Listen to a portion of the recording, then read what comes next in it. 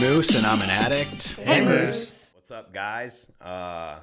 Grateful to be here. Grateful to be sober. Joined today by Kevin, the Recovery Buddha. What's up, Kev? What's happening? How's it going? It's going good, bro. It's going good. Going good. That's good. Yeah. Also, my lovely wife, Ashlie. Hello. What's up, Ashlie? Hey. Say it with your chest, Ashlie. Hey. And we have a guest today, Taylor. What's up, Taylor? What's up? Hey, Taylor. What's up, Taylor? Taylor's a good friend. We love Taylor. I have had the pleasure of knowing Taylor since she was just a little girl. A little babe. No, I was at a meeting and they brought a bus full of children to the meeting. Not children. What? No, it was an adolescent Rehab, program. Taylor was 14. She showed up to the meeting and you were already like using heroin by that point in your life, weren't you? Yeah.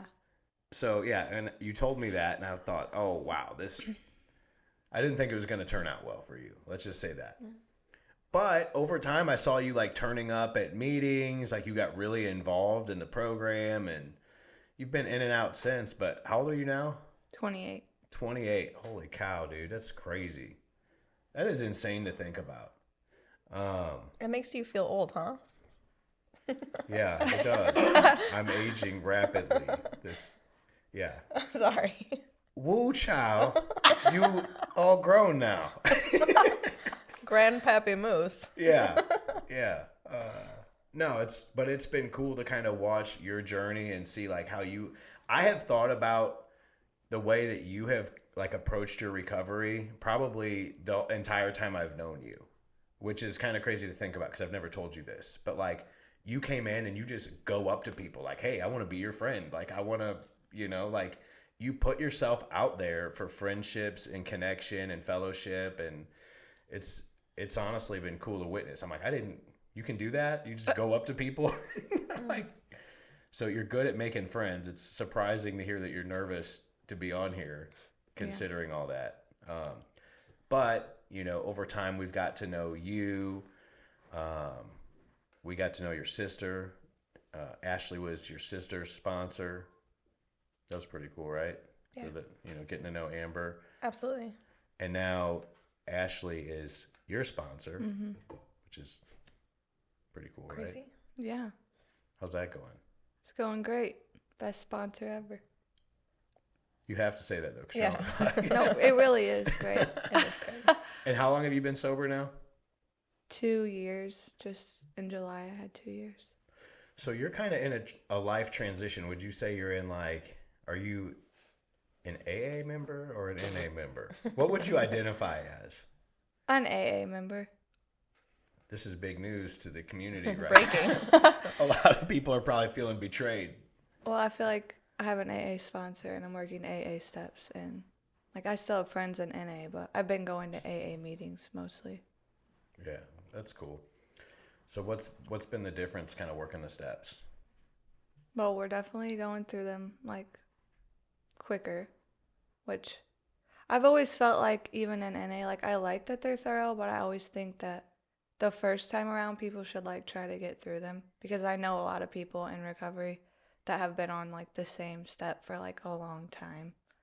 So it's been really nice to actually be doing it. Years, right? Yeah. Do they just is it common in NA to just kind of give up? You know what? It's been clean for 6 years. I'm just going to stop. I don't know. I do know quite a few people in NA that do work steps a lot. I'm definitely not saying people don't, but I feel like I know more people in NA versus AA that aren't working steps. I think AA pushes it more. I think a lot of people in NA want to maybe be more coddling. I feel is what a difference I've seen. Yeah. They're not as pushy, which maybe some people need that, but I need to be pushed. Yeah. Ashley's we're not sitting on this for 3 weeks. We're meeting next week. I'm okay, I gotta get this done. Yeah. So what step are you on now? We just did 6 and 7 yesterday. 6, 7? Yeah. 6, 7. Here we go again. Oh, it's a theme. It never ends. Yeah. You know what's funny? I just saw that on a reel though the other day. This guy goes up and I don't know, it comes up and he starts laughing hysterically, but it's not funny. Because it's not funny. Have you heard of this yet? No. 6, 7? Oh, Oh, like the steps? Brain rot. yeah, Oh. like the steps. I don't No, exactly. Have you ever heard of those? The brain rot. I've heard of brain rot. Lily came home talking about brain rot. Yeah. I'm like, no. we got to get you out of here. I asked my niece, Cadence, who listened to the episode where we referenced her because she thought it was pretty cool. But I said, like, what are the kids saying now? Is it still all this skibbity, Yeah. whatnot? She's like, no, it's 6, 7. Oh, I don't know about that. But Lily came home talking about something like skibbity, like ballerina cappuccino or something. She said it's a brain rot song. Ballerina cappuccino. Yeah. Okay, well, like I think our target audience isn't going to be as familiar with these things, but it's like I felt kind of cool when I started to see the reels coming out. I'm like, I'm hip to this. Yeah, I'm the cool dad. I already knew what the kids are talking about. But anyway, so 6, 7, step 6 and 7. What'd you guys do for step 6 and 7? We read out of the book, and then we read out of the 12 and 12, and then I don't know. We talked about Oh, I don't have very many defects. how perfect she is, and that was it. That's good We news. were done. It's good news when you get to 6 and 7 and you're done. So I really don't have a lot of experience with NA. I mean, I do. I've been to a few NA meetings here and there. Never worked steps in NA. Never had a sponsor. Never did anything like that. And but is there like some sort of like unspoken, here's how we work the steps in NA? Is there like something like that going on where people are like, what step are you on? Well, I've been around for 4 years and I'm on step 7 or something. Like, are people like, oh, that's cool? Like, is there some like unspoken understanding of how to work the steps in NA No, that's different than what like No, I maybe here in AA? no, I don't. I think that if someone asked that, I guess it depends who you're talking to, because I feel like there are people that like are more working the steps more often, and if you tell them like you have 5 years clean and you're on step 3, they might be like, what are you doing? But other people, yeah, they might just be like, oh, that's cool. Like, I feel like it depends who you're talking to. Like, I feel like, well, there's a step working guide, so there's like a lot of questions for a lot of the steps, which I think is why people take a lot longer. That's why I feel like the way we've been doing it is like easier, at least for the first time. See, I didn't know if maybe it meant like if you weren't on step 8 yet, maybe it's because you weren't ready for some reason. I didn't know if they had some like criteria, like you haven't met this yet, so you haven't been able to do this, so there's no way you can do this step now. We're like in AA, you might get a sponsor in AA where you're working the 12 steps over 1 year. 12 months, a step a month approximately. I mean, they even kind of do it like that way. First, we're going to do 1, and then month 2, month 3, we're going to work a step each month. Sometimes some people take you through the steps really fast in AA. I was just wondering if there was any unspoken thing that's like, that has something to do with this taking a long time to get through the steps in NA that maybe we didn't know about, or maybe I didn't know about. Yeah, addicts won't do anything in moderation except the steps, right? No, but what I always hear people say in NA is I'm working my step. In AA, you hear people say I'm working the steps. I'm working my step. I'm like working. They kind of all go together. I think that's true. I've actually heard that a lot, but I never like thought of it like how you just said that. Yeah. So you wrote a book, right? Mm-hmm. What's it called? Sad Girl by Taylor. I told Ashlie you said that. It's called Tethered. Tethered. And what's it about? It's a bunch of poems I wrote like when I was grieving, like over the years. Like I like writing a lot, especially when I'm like feeling sad. Just like get it out on paper. So it's just a collection of poems?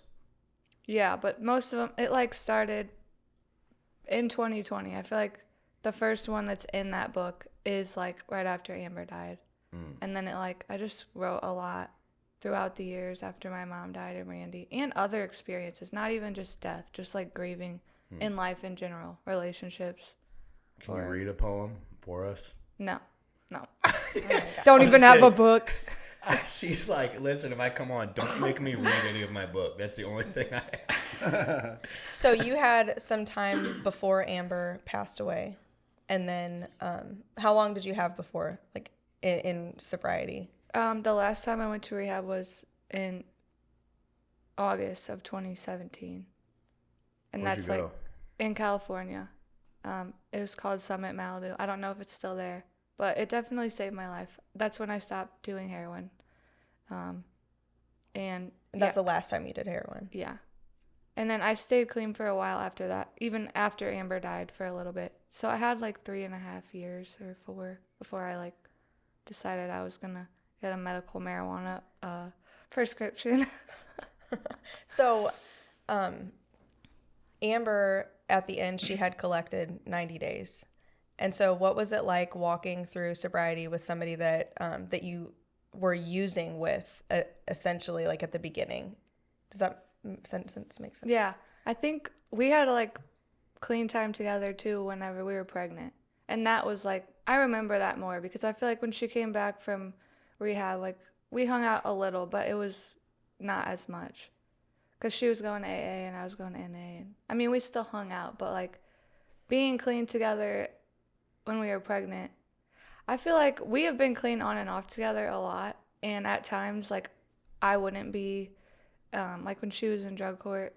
And it was hard because, like, I would still want to ask her for, like, money or it could be difficult because I feel like there were times where, you know, when she got off drug court, we ended up using together because I was using. And I think just being clean with someone you use with can be harder whenever someone is struggling and then like trying to get the other person to use because you want to use, Yeah. like selfishly. I remember where I was when Amber called me to get in treatment. I was literally standing in the middle of New York City, the big city. And I just remember hearing the desperation in her voice, you know, because the first time she went to treatment, it was state funded at Bridgeway. And actually, you came to my office during the NA meeting. Like, can you help me get my sister into treatment? And I'm like, yeah, absolutely. And we got her in. And I've always thought just Amber was like the coolest person. And then Because she was. she really was. Yeah. And then, so she got in, and, you know, I always, anytime I help a woman get sober, I always try to steer them towards Ashlie as their sponsor. Which is good sometimes, and sometimes it's a little weird. It's like, dude, stop sending me these people, dear Lord. Because there's been times when I got tons of different crazy girls calling Ashlie. But it's because I know that I know Ashlie is doing the right thing. Like, she's present, she shows up for people that she works with, and so I always try to steer them towards her. So, you know, her and Amber hit it off, going to all the meetings, doing all the stuff. And I remember, so how long were you sober at the time that when Amber got sober? Just over 2 years. Okay. Like when she got sober when she went to Arizona. Yeah. Yeah. So so you're sober 2 years. She comes back, and then, you know, it's dude, I have lost so many friends since I've been sober to overdoses and things like that. And Amber's was one that really, really affected me. Like, it was because we had saw her like every day leading up to that, you know, like she was like almost like a member of our family. And I remember when you messaged me, or did you call me to tell me That she died? Yeah. Or do you even remember that? No, I feel like you messaged me. Like, To check on you you? found out. I don't think I told you, maybe. I think you actually reached honestly, out to I me can't to remember. break the news to me. Yeah, it's how would you remember that? But then I told Ashlie, and Ashlie was just like, no, like just broke down, like lost it immediately. And I just remembered thinking like, this is surreal. Like I mean, she's doing everything right, and then this happened. So what was it like for you finding, like, how did you find out? What was like your initial response to that? So Lily, my daughter, and Noah, her son, they're 3 weeks apart, and they went to the same like in-home daycare. And so I went to drop Lily off, and Noah is always there because Amber was working at that Amazon warehouse and like worked super early. And it was like 9 when I dropped Lily off, and Noah would usually be there by like 6:30. And Miss Penny is her name. She was like, "Have you heard from Amber? Like Noah's not here yet." And I was like, "No." And I remember every Sunday night we would go to dinner at my mom's, me and Amber and my other sister Morgan and our kids. And that night, that was the night before, and it was you guys were all at that party that day or whatever. That birthday party. Yeah. But that night she came home from that, and like I just remember at dinner she was like nodding out, like feeding Noah, and I was so angry that I felt I didn't know, like I didn't feel like I could help her because I was so mad. And I remember leaving that night mad at her and didn't really say bye. I knew she was high and like she wasn't gonna tell me that. Anyway, the next day, so that night I texted her like basically telling her that like I feel like something was going on. I think I asked if she was using, and she's like, "No, I'm just upset because something had happened." But so the next day, I kind of knew when I went to drop Lily off and Noah wasn't there that something happened. Like I feel like I knew then that she had died. But I tried to call my mom, and my mom had cancer, and she like never really slept in. But that day she did. It was like she didn't answer. So I called Brielle, and she's like, "Oh, they're fine. The light's on down there, whatever." I guess she didn't want to go down there. Her daughter, that was a teenager at the time. And a little later, I guess Miss Penny texted me maybe an hour later and was like, "Still haven't heard anything." And so I FaceTimed Brielle, and she was like, "Okay, I'll go down there and check on them." And then she went down there on FaceTime with me because she was like nervous and found her. And what was her reaction as she like saw her? So I was at Costco, like I was working and I was nannying at the time, and I'm at Costco with this little kid. We're supposed to be like shopping, and well, Amber was like slumped over, so we didn't know that she was dead right then. I was like, "We need to like go get grandma." Like I hung up and I called the ambulance or whatever. I mean, Brielle was crying. Yeah. And but then. So was she trying to like shake her and wake her up? So I think she was scared. She went and got my mom, and then I called the ambulance. I don't know. Somehow they end up on the phone with the ambulance, and they're telling her like, "You need to try to do CPR or whatever." And I guess Brielle had to like pull her head back, and like they knew then because like her face was smashed, I guess, from being in that position for so long. And so they called me back and told me. I called my mom, and she's like, "She's gone." And I was like, no, she's not. Like, it's fine. Like, they're just going to give her Narcan or whatever. Like, yeah. And then when she told me again, I was like screaming, like, no, like crying, like trying to get this kid home so I could like rush over there. Like feeling like there's something I could have done to like she's not dead. There's no way. Like, that's how I felt at first. And so what was her kid doing? So Noah somehow, like literally because of God, was sleeping somehow still at 9 a.m. And he was a baby. I mean, he was like 1 year old. Like, that could have been terrible. Like, had he have fell off the bed or like found her or anything, like we were all so grateful that thankfully like he didn't know anything. He was sleeping. And she was not in that room. She had like walked out to probably get ready for work. Like, obviously she didn't know she was going to die. Like, she probably did it and then was like going to get ready and then fell, I guess. Was that the first like major death that you had dealt with like just in life, I guess, in general? My grandma died when I was like 14 or 15, but she was older, a lot older, and she had cancer. So this was like a dropping a bomb on your life when Amber passed away. Yeah, she was my best friend forever. My mom drank a lot and my stepdad, and I just, Amber was like a second mom to me, and we did use together, so I know that doesn't sound like motherly or whatever, but she was like my comfort when I feel like I didn't have anyone. I felt like left out and alone, and like I started hanging out with her when I was like 13. I just remember like growing up, and Morgan is 2 years older than me, and like she didn't want me to like, my mom would be like, she's coming with you to your friends, and like you don't want that when you're the older sibling. But Amber would always like let me ride around with them and stuff. And then yeah, we were best friends. We were pregnant together. I feel like I've never like been that close to anybody in my life. Still, like she was like the most important person. So then, like, so after that, you're crying, you're emotional. It's a devastating moment. Like, how are you going about life after that? Like, what was it like? Like, what was the pain like that you were living in? I like drove over there, and I wanted to see her so bad. And this guy that happened to be in NA was also like a transporter of bodies. I don't know what it's called, but he was there, and he's like, you don't want to see her like this. Like, you need to wait till they get her all fixed up or whatever. But like the first couple of days, I feel like it was so shocking that like I was in denial, I feel like, for sure. And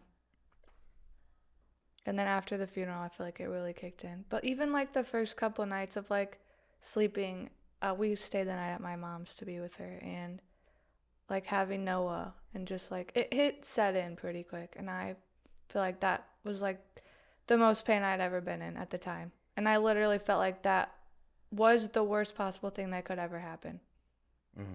Then, and I feel like something worse happened later, but that was like the first thing of like really terrible things to ever happen, I feel like.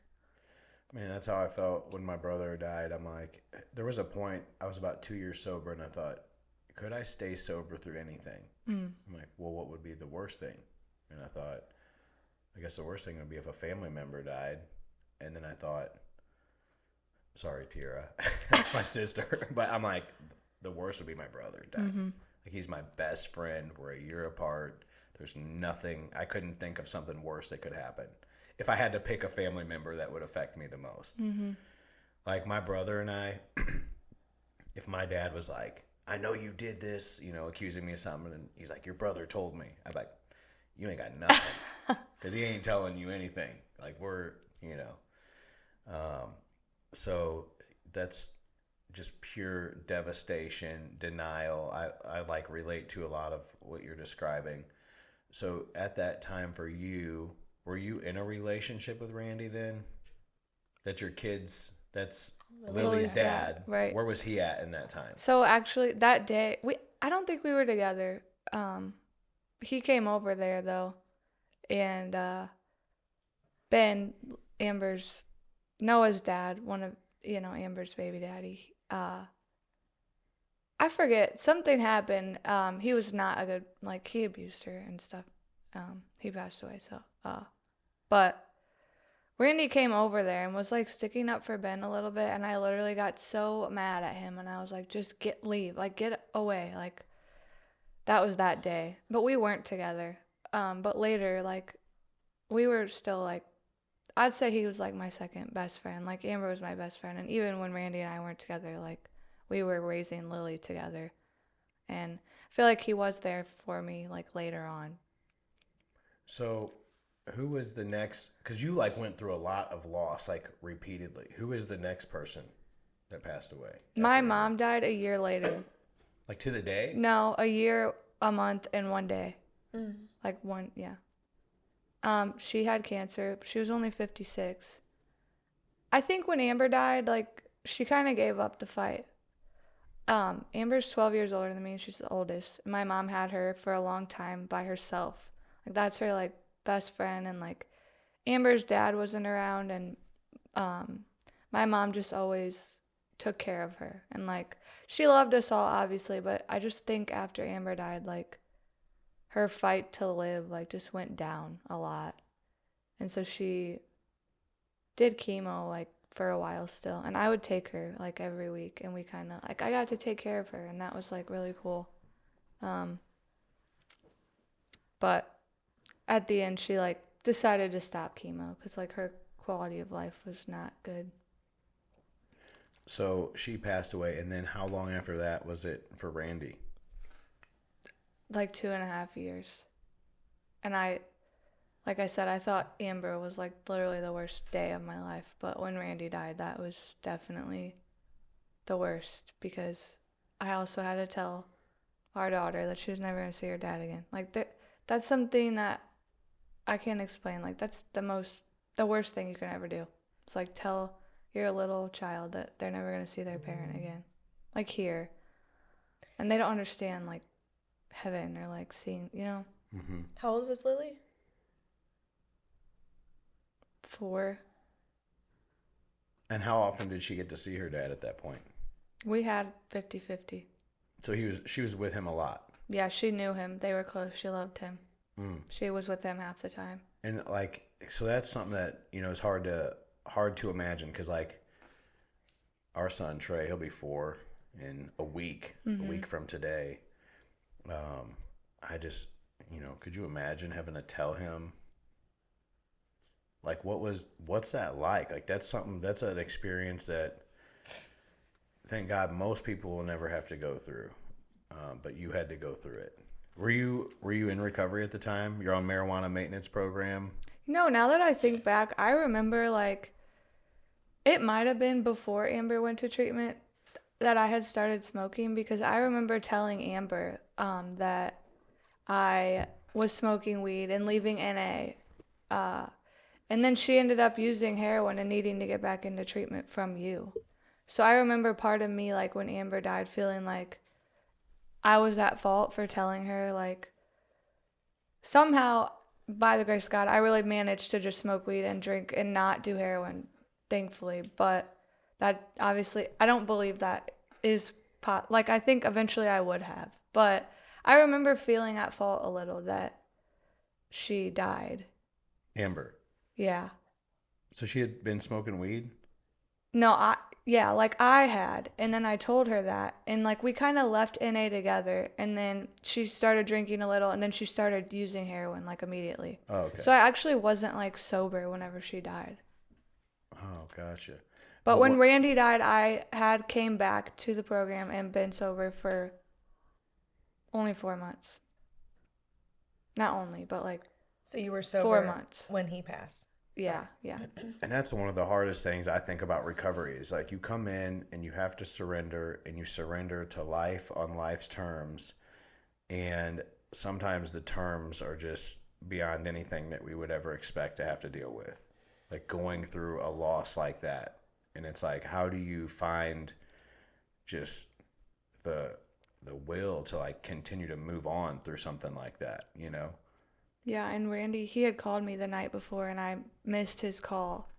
And like a week before that, I saw him, and he was like not doing well and like struggling using and like crying to me. Like he just wanted to stop. And like I remember hugging him and like getting to hold him that day. Like that was a week before. But the night before, he called me, and I did see it, but it was late. Me and Lily had just got home from Christmas lights, and I like needed to get her to bed. And I literally thought, like, I'll just call him back in the morning. And I did, and obviously he didn't answer. But that is something I've struggled with, too. Like, what could I have done? Like, he also tried to call someone else that I later found out, and they didn't see it either. And I just know that, like, you know what we're taught in recovery. Like, Randy was in recovery at some point. Like, we met in NA. And we're taught to, like, reach out to people when we need help and are struggling. And I feel like he didn't do that a lot, but he did do that the night he died, and like nobody answered him. And that's like really still hard to like swallow that. All right, before we jump back into the episode, let's give a shout out to the crew that keeps the Dank Recovery Podcast rolling, Asphalt Services LLC. These guys do it all. Churches, HOAs, tennis courts, pickleball courts, general contracting, you name it, they can handle it. If it's asphalt, they've got you covered. And now they're taking it even further with their brand new concrete division. So whether you need asphalt or concrete, they've got the tools and the talent to get it done right. Driveways, parking lots, sidewalks, they'll take care of it. The three owners have over 100 years of combined experience. So if you're in the greater St. Louis area and you need something fixed, paved, coated, striped, or poured, call Mike at 636-293-9244 or go to asphalt-services.com and make sure you tell them the Dank Recovery Podcast sent you. I think about that, every time a friend or someone that I cared about in recovery overdoses and dies, I always look back at our messages and try to see, did I show up? Because when we're in recovery and we're putting ourselves out there, we have a responsibility to show up for people. And it's not enough to just say, I'm off the hook, no big deal. Obviously we can't control everything, but we need to show up so far as it does depend on us, because people do die. People are reaching out for help. And I'm like, Actually, I was just talking to a guy in early recovery. Actually, he's in prison about to get out. And he's like, I don't know how I'm going to get to work or anything like that. I'm like, go to a meeting and get a phone list and then call every single person on that and ask for a ride.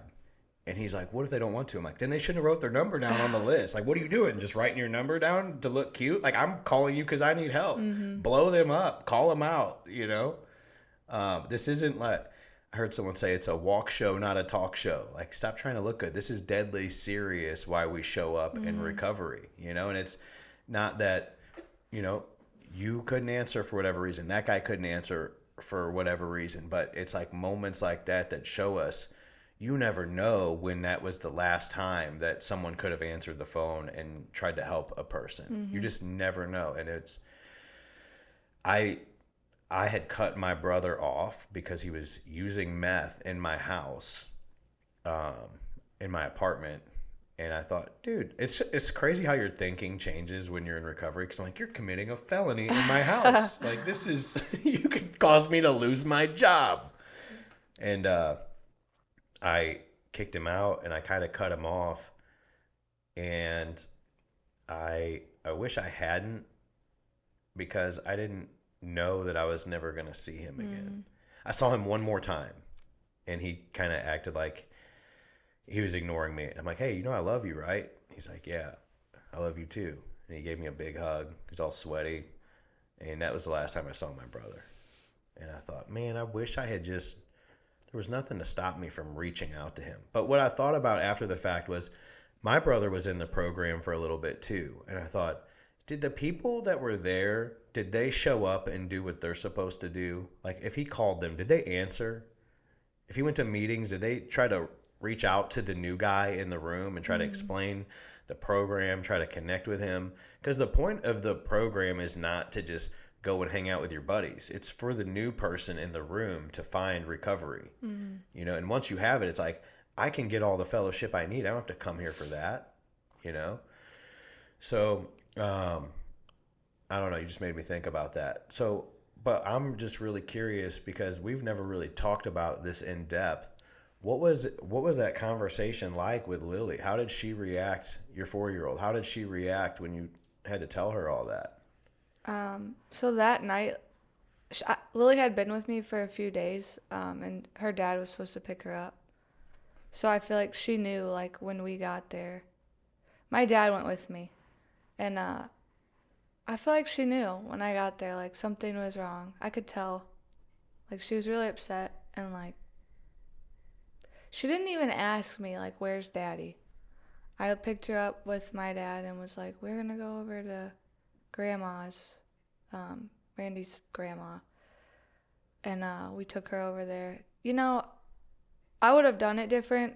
I asked Randy's mom to be there, which I still would do the same thing. She's still is a very big part of Lily's life and always was, because Randy lived with his mom. And so Lily was with her grandma like half the time. And then my dad also, I lived with my dad. So, and his grandma, she's amazing. She's like Christian, and I like needed her there for sure. But his dad was there and his brother, and I feel like it was like a show to tell Lily. Like, it was too much. Honestly, I think I would tell her by myself now, I think.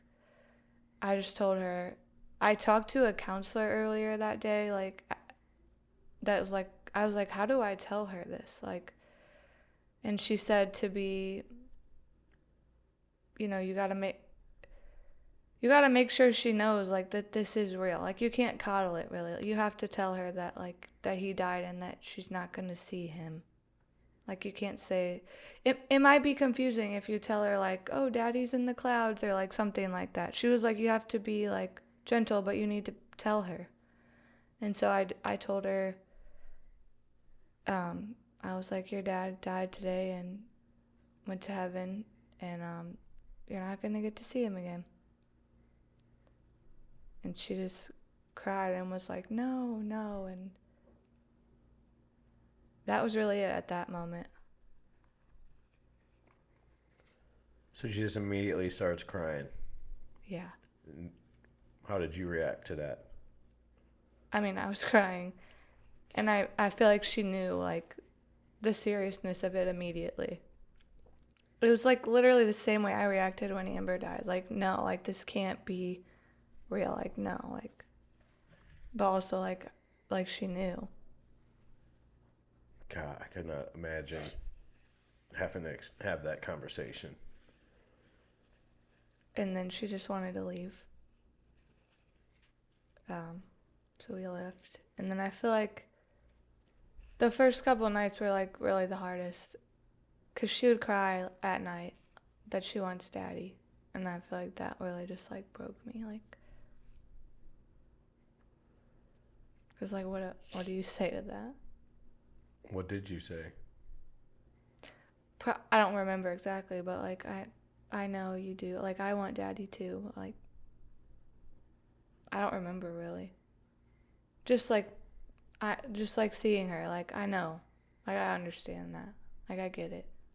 But that's it, really, I feel like, at the time. Like, I just wanted her to know, like, I know you want to see him, and that's okay. You know, that's one of the hardest parts about seeing other people grieve is, like, wanting to fix it. Mm-hmm. But there's literally no fixing it. It can't be fixed. And I always tell people, it's like if you broke your femur, it wouldn't matter if you're an orthopedic surgeon. Like, that's going to hurt until it stops hurting. And it's probably still going to affect you the rest of your life. There's no amount of understanding that is going to prevent you from experiencing the pain of something like that physically. And it's like spiritually, emotionally, when you lose someone that you love that much, there's just, I hate when people say, well, you know, they're in a better place.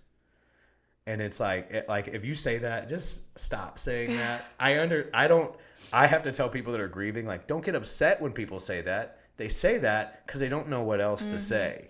It's a really awkward thing to deal with someone who's grieving.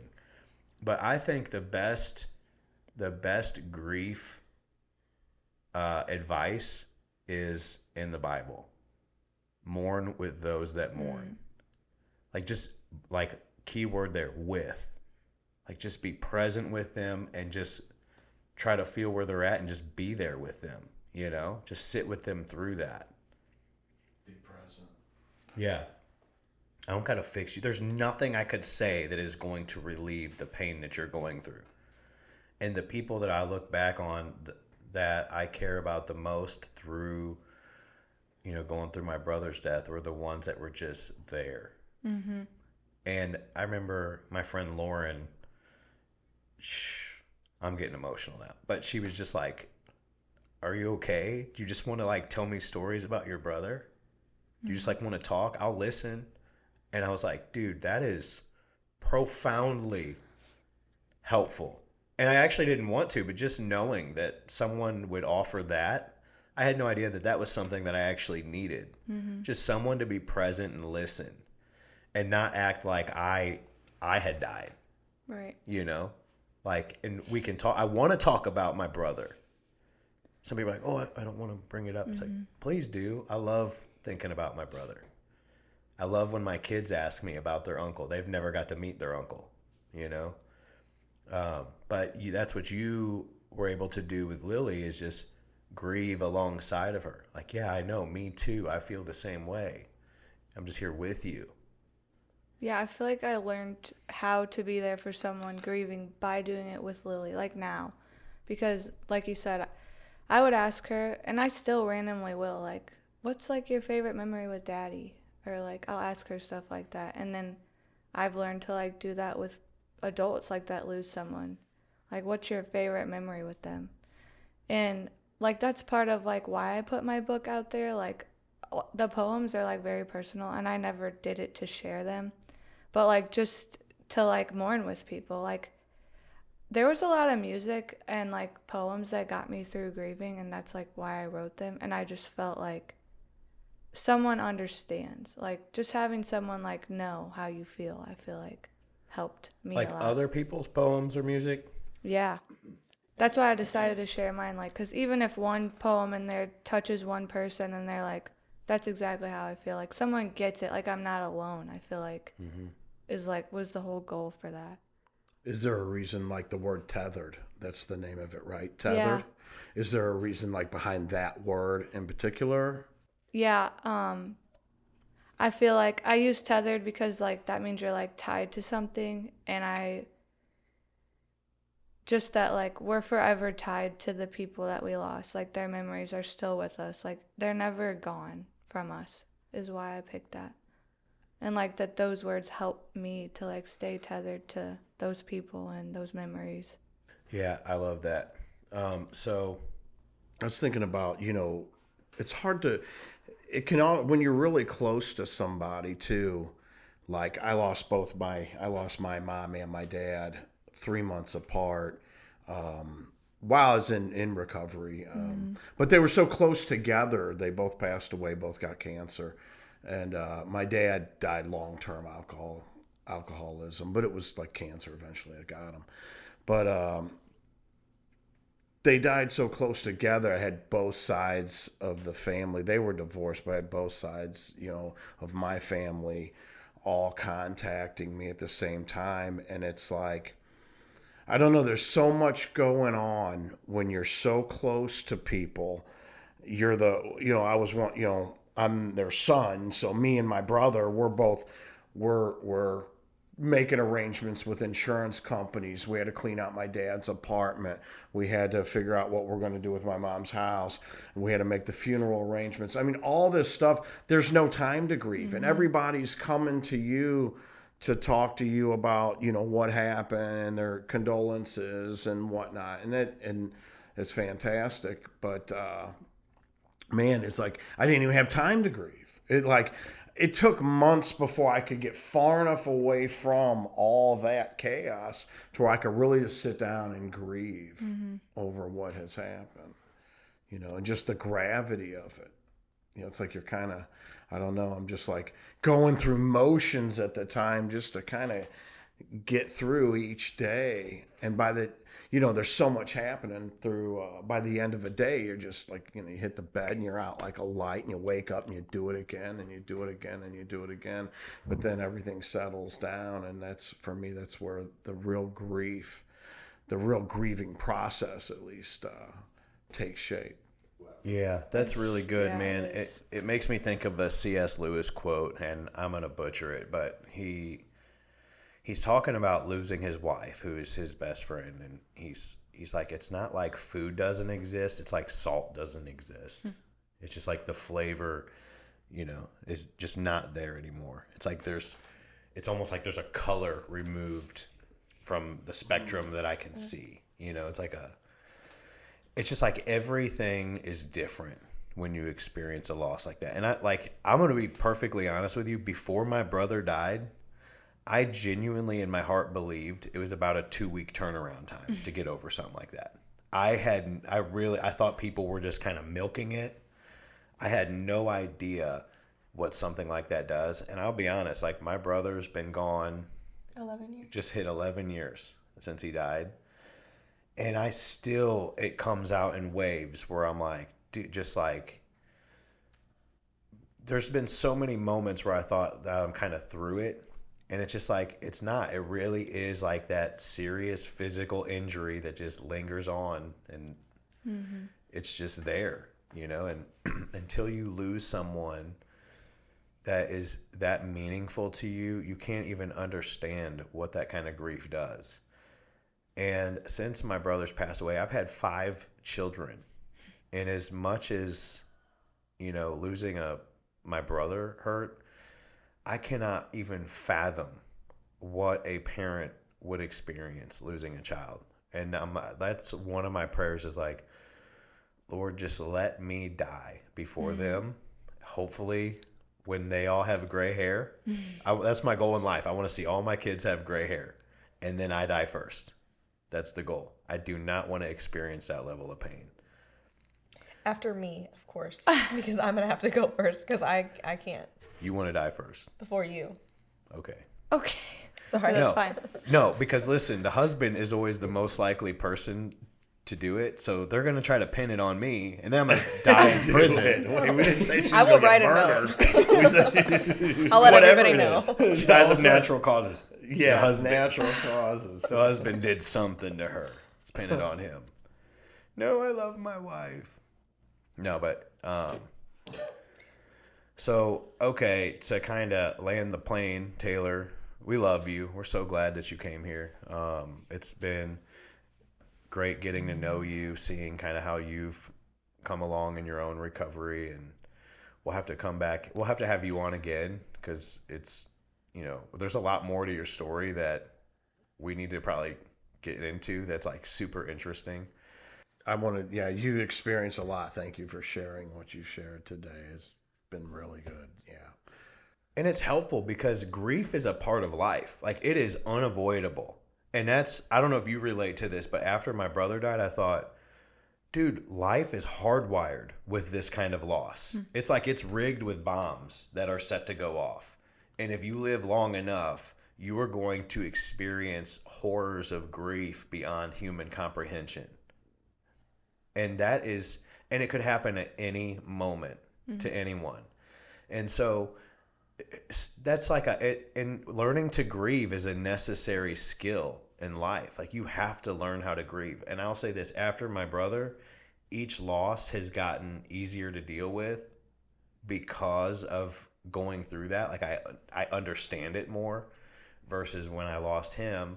Now, granted, there hasn't been one that's significant, but I understood the process of grief. Like, oh, these things just hurt. It's not that I don't understand it. It's that it just hurts, and it has to hurt. And it actually would be unhealthy if it didn't hurt so much, You agree with that?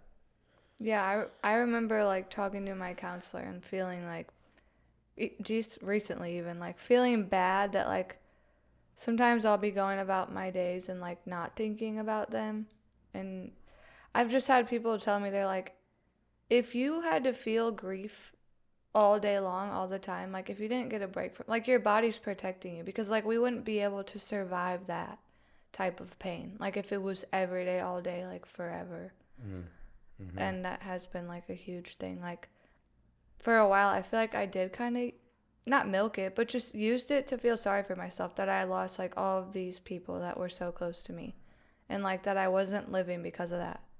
And like I had to like turn that around and be able to like make life beautiful and like for those people too, like in memory of them. And yeah, that's good. That reminds me of one of the things that I learned through grief, which was that I can give myself permission to be sad, but not to give myself permission to feel sorry for myself.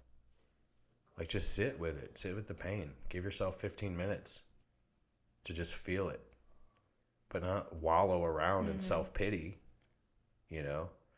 I think Billy was saying last time, it's like typical of addicts to make it all about themselves.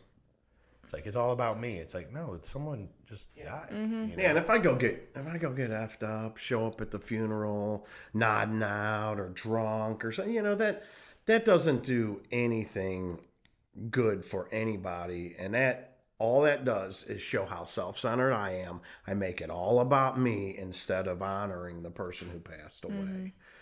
You know, and it's in my blood to do that too. I mean, that's why I need a book with instructions on how to not do that kind of stuff, you know. Yeah. So I have a question about your book. Do your poems rhyme? Some of them do, yeah. But some don't? I think most of them do. Are there funny ones? Are there like funny poems? No. And are they, it's all, They're all sad. Have you ever thought about setting them to a beat and rapping them? No. I have thought about, like, you know, people do like spoken word, like they read them. I've thought about that because when I read it, I know how I wrote it. But I do wonder, like, how do people read this? Because poetry is weird. Like, you don't know how it was written, really. Like, what does it sound like? Because I feel like that, like, kind of brings the feeling and tone into it, really, you know? I like how a good poem, it becomes your poem. Even if someone else wrote it, you know, you can take it and it can relate to something you have going on. So, you know, it's how it's in the eye of the beholder, the interpreter, or whatever. You said there were songs that helped you get through your grief. What was, like, the main one? Dermot Kennedy did a lot. Like, sad songs, really. But I would, like, cry to them. But, like, I just felt, like, less alone. Like, when Amber died, it's called Shelter by Dermot Kennedy. I listened to that a lot. I'll have to check that out. And then I feel like for a while I was angry at God. So that's a whole nother story. But when Randy died, I feel like I turned to God. And so, like, some, like, worship music, like Gratitude was, like, I told you guys, like, that song I heard at church first thing after Randy died, just a few days later, and I, like, cried because I felt God's presence, like, holding me. So that song is, like, brought me through it a lot too, I feel like, with Randy. So going through all that loss in such a short amount of time, like, what has it taught you? Because it really is a teacher. It reveals a lot, and it transforms you if you lean into it. So what have you gotten? What have you gained from it? I feel like being present, definitely, which I still struggle with, like we all do, especially in the world today. But like small things matter. Like, even just, like, watching a movie with Lily. Like, I used to, like, maybe check my phone while I'm watching the movie, but, like, she just wants me to be, like, watching it. And that might seem, like, silly, but also, like, to check on people and not feel, like, better than them, or, like, I feel like recovery, being clean has helped me, like, I've learned that, like, I got to do all these things with these people and for these people because I stayed clean and stayed present and just, like, making memories and keeping people's memories alive. Yeah. You got to stay sober now, though, now that you're in AA. Oh. You can't stay clean anymore. Okay. Just kidding. So your life today seems really awesome. You just got married, right? Yeah. I know, because I got to officiate your wedding. It's been awesome getting to know you and Brandon, you know, the latest incarnation of you. But yeah, we love you guys, like, so much. So thanks for coming out. Really appreciate it. And we'll get you back on again once you're through the steps. Talk about some step work. Okay. So glad to have rescued you from Narcotics Anonymous. Brought But me I mean, to the dark side. It's like adopt a pet. Like, that's the new AA program, adopt an NA member. You guys literally did do that. Brandon he's like, you guys did that to me. Like, all of you. You two and Brandon. We ganged up on you. Yeah, you infiltrated my mind. AA. That's what this is really about. This is a call to action to AA members. Go to your local NA meeting and rescue a member of Narcotics Anonymous from... But for real, NA did save my life, just saying. Like, I had that. That's where I found, like, people, and that's where I got clean. No, you're really Yes, plugged sober. in there. And I love a lot of the people that you know, too. I think they're great people. I was telling someone this the other day. It's like, yeah, I talk a lot of trash on NA, but it's more like Cardinals, Cubs. Yeah. Like, dude, we're cool. You know, I'm not, but the Cubs suck. The Cardinals are the better, superior team, and it's all in fun. All right, don't take it personally. Yeah. So, But there's so much hope too, and I don't want that to be missed because, like, like you got married after that. Like it's not like you're not remembering these people and living to honor them or with honor for them. Like you're growing and I don't want to say moving on, because I feel like that's like not the right wording, but like leveling up. I mean, I don't want to know if I would say that. Oh gosh. She's Yeah. continuing to carry Yeah, I the think that's a torch. good That's way what to I was say it. thinking. Yeah. Yeah, and like Lily gets to, she's not missing out, and you're not wallowing in self-pity and sitting back and just letting her just kind of do her thing. Like you are a good mom, and you are showing up, and you're filling your cup, and you're trying to live a life that, I don't know, feeds her that way too. You know, like you're not just giving up and throwing in the towel. And I think that's really beautiful. It's really beautiful to watch you and just to, I don't know, talk to you. Thanks. I love you. I love you. What do you struggle with the most today in your recovery? Like regarding grief or just in general? Just in general. I guess I feel like balancing just life, like with recovery and other things, like just in general, kind of. Like it is a life in general, but in recovery. Like being able to get to meetings and also like be a mom and be a wife and like go to school and do all these other things. So I feel like being able to see you guys a lot, like seeing my sponsor, even just like hanging out with you guys. Like I know it's not a meeting, but even like church and or like meeting up and doing step work. Like having community that are like your close friends and like family, like we consider you guys family, like having that around all the time helps me balance it though, I feel like. Yeah, that word there, balance, that's a big struggle for a lot of people. It is.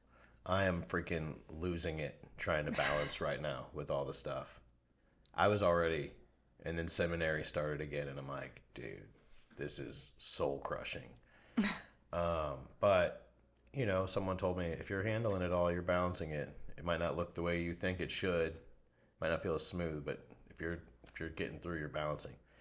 So, where can people buy your book? Unshameless promotion. It's on Amazon. Tethered by Taylor Carlson. New York Times bestseller, Tethered by Taylor Carlson on Amazon.com. All the copies are autographed. Are they? They're not No. autographed. No. Not autographed. I'll Unautographed. autograph it though. She'll sign it for you. Yeah. Thanks again for coming out. And thanks for watching the Dank Recovery Podcast. If you have any feedback or you like the episode or you have some stories you want to share with us or how this helped, man, we love that. And I got an email from somebody that said they love the episode with Josh, like how he's new in recovery and it's helped them to kind of get out of their comfort zone and help people. Thank you for sharing that. We love that. And we would love to share your stories on here, break them down, funny, not funny, serious. If you think you'd be a good guest on here, send me an email, timothy@dankrecovery.com. Follow us on Instagram @dankrecovery. What else? Happy birthday to all the birthdays. Welcome to all the newcomers. Glad you're here. That's all I got.